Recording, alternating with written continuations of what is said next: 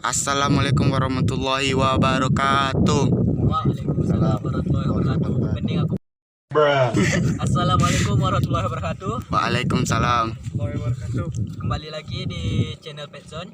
Hari ini kita akan mereview jenis ular yang disebut sebagai ular bakau atau Trimeresurus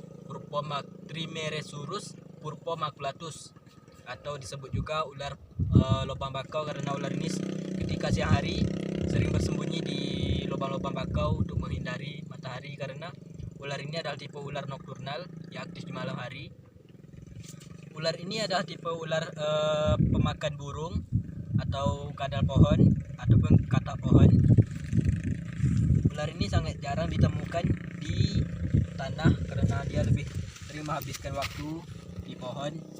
Ketika bertemu dengan ular ini, sebaiknya kalian berhati-hati karena ular ini adalah tipe ular berbisa tinggi. Makanya saya menggunakan kayu sebagai alat safety.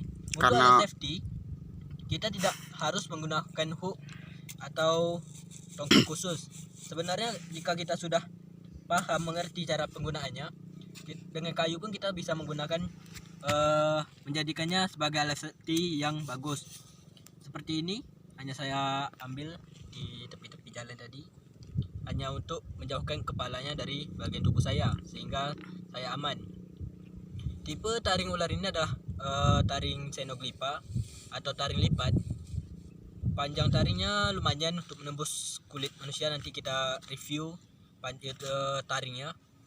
Ular ini berbisa tinggi sehingga kita harus benar-benar menjauhi ular tersebut. Jika kalian bertanya, ular bakau itu apakah ular bakau itu berbisa? Ya, jawabannya berbisa. Tetapi jika ditanya tingkatan bisanya, kalian harus lebih jelas lagi, karena beberapa ular juga disebut sebagai ular bakau. Salah satunya cinmas. Tolong cinmas. Aman. Di daerah saya ular cinmas atau Boiga dendrophila ini juga disebut ular bakau. Hanya saja ini yang lokaliti Jawa. Saya berasal dari Sumatera. Kenapa ini Boiga dendrophila? Karena saya membelinya ini yang dari Jawa. Yang dari Jawa itu disebut nama ilmiahnya Boiga dendrophila. Sedangkan yang dari Sumatera itu disebut Boiga melanota. Nah, ini juga disebut ular cinmas. Tetapi jika kalian bertanya kepada seseorang, yang khususnya orang meranti, apakah ular bakau itu berbisa tinggi atau mematikan, kalian harus lebih jelas spesifikasinya. Apakah ular yang ini kalian maksud atau yang ini? Jika yang ini berbisa menengah, masih terbilang aman untuk manusia, paling hanya demam, dan tipe taring bisanya itu adalah tipe taring bisa belakang. Sehingga jika kalian hanya tergigit, maka yang terkena hanya taring depan, itu tidak akan mengakibatkan hal apapun. Tetapi jika kalian digigit dan sempat dikunyah, maka yang terkena adalah taring belakang. Ular ini taring bisanya adalah di sini, di titik 2 ini, di belakang. Sedangkan depan hanya gigi biasa. Jadi jika dia tidak mengunyah, maka tidak akan bisa sempat menginjeksikan bisanya. Nah, kita masuk dulu biar tidak ribet. Ular ini nanti saya bikin konten selanjutnya untuk pembahasan tentang ular ini. Yuk, ini ular cincin emasnya atau Boiga dendrophilanya saya simpan dulu. Nanti saya cari waktu baru kita mereview ular ini. Perbedaannya dengan jenis Boiga melanota sebenarnya tidak jauh perbedaannya. Masih terlihat paling di corak warnanya sama motif di bagian punggungnya. Sekarang kita fokus ke ular ini. Nah, seperti yang saya bilang tadi, jika kalian bertanya ular bakau, maka kalian harus lebih spesifikasi, lebih jelas. Apakah ular bakau yang ini kalian maksud atau yang ini? Jika yang ini berbisa menengah, masih terbilang aman untuk manusia. Tapi ini berbisa, sedangkan yang satu ini berbisa tinggi. Sekali gigit bisa membuat keluarga kalian berkumpul. Untuk bisa dari ular ini belum ditemukan antibisanya atau serumnya. Jadi jika kalian tergigit ular ini, yang dipakai adalah serum antibisa dari biasanya kobra, kalau tidak rodostoma, kalau tidak welang. Karena di Indonesia kita baru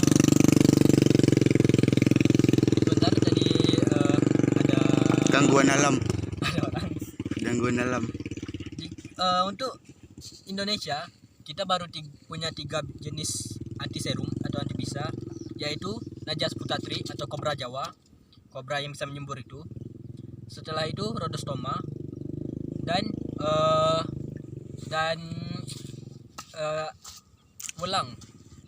welang atau nama ilmiahnya Bungarus fasciatus. Sedangkan Bungarus candidus atau weling belum ditemukan anti bisanya. Sebenarnya di daerah-daerah tetangga sudah ada, di negara-negara tetangga. Hanya saja untuk impornya terbilang mahal. Satu serum itu bisa mencapai 60 juta.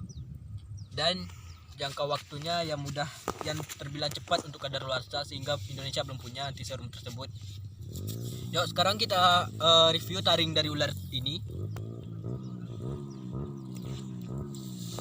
Pastikan ketika kalian menangkap ular ini, jangan sampai salah cara memegangnya, karena araksin juga cuk. Karena taring ular ini adalah tipe taring lipat, sehingga ketika kita salah memegang, maka ada kemungkinan bahwa taringnya itu kegeser dan masuk ke tangan kita.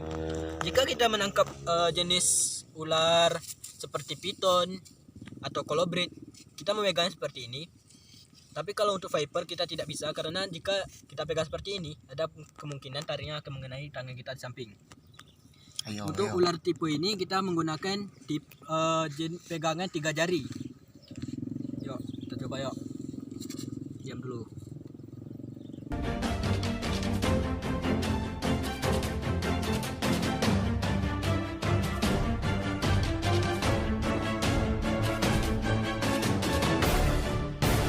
Pegangan 3 jari adalah jari telunjuk di bagian atas, sedangkan jari tengah dan jari kelingking di bagian samping. Seperti ini.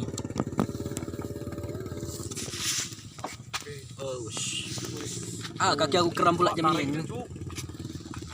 Yuk, kita review taringnya. Ular ini tidak kuat dalam melilit. Yuk, kita review. Ini taring dari ular Boiga Trimeresurus purpurmaculatus. Nah, nih.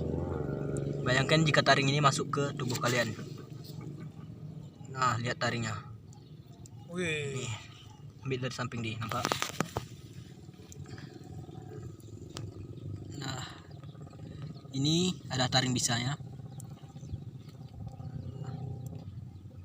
Orang selalu bilang jika ingin memelihara ular berbisa, sebaiknya buang taring terlebih dahulu. Tapi sebenarnya jika kita membuang taring ular tersebut, maka kasihan terhadap ularnya, karena ularnya akan kesulitan makan. Contoh, saya memelihara king cobra. Jika taring king cobra tersebut saya buang, maka king cobra itu akan kesulitan makan. Seperti yang kita ketahui, king cobra itu makannya adalah ular.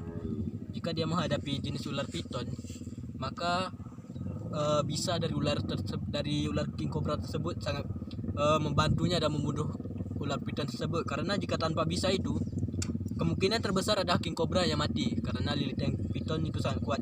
Sama dengan halnya ular ini, memang dia tidak makan ular, tetapi dia juga membutuhkan bisa untuk membunuh makanannya tersebut. Jadi kita tidak bisa asal membuang taring ular tersebut. Ada tambahan nih? Ada tambahan? Ada. Nah. Untuk jenis kobra ini diperanti jenis apa aja?